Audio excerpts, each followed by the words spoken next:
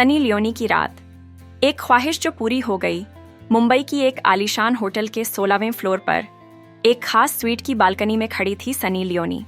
उसके हाथ में वाइन का ग्लास था और नजरें समुंदर की गहराइयों में खोई हुई थीं।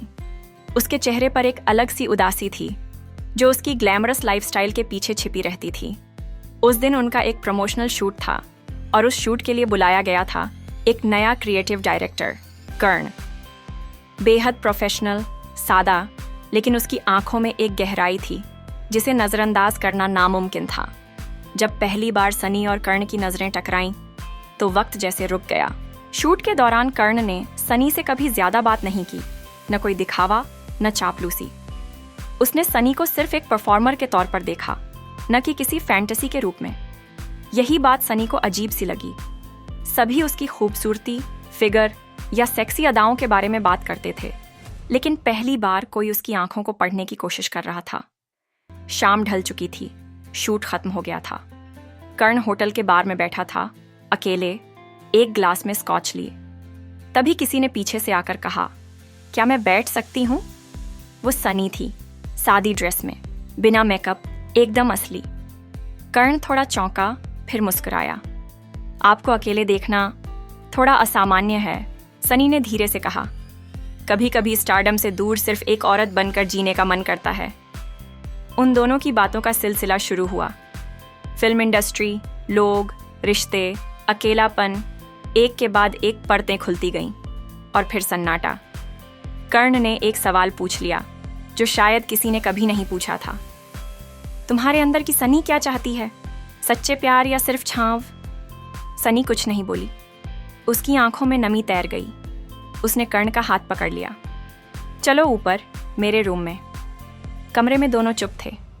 हवा में एक अजीब सी गर्मी थी। सनी ने अपने जूते उतारे और बाल खोल दिए।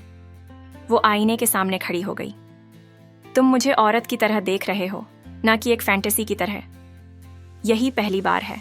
कर्ण उसके पास आया, उसके कंधों पर हाथ रखा।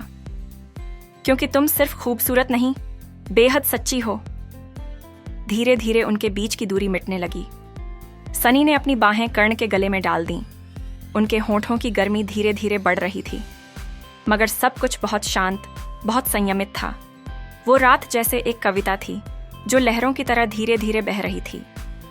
सनी ने अपने बटन खुद खोले, लेकिन इस बार उसमें वो फिल्मी अश्लीलता नहीं थी, बल्कि एक आज़ादी थी, खुद को किसी के सामने बिना डर, बिना दिखावे के पेश करने की। कर्ण ने उसके माथे को चूमा, फिर उसके कंधों को।